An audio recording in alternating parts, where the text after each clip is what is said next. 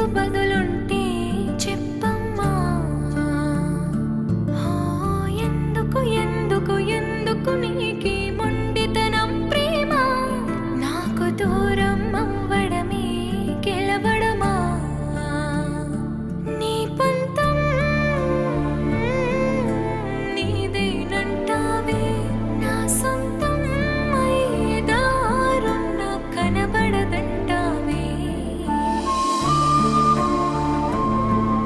కీర్తి దూరం అయిపోతుందేమో అని భయం వేసింది. 25 రోజులుగా ఒక్క మూమెంట్ కోసం ఎదురు చూశాను.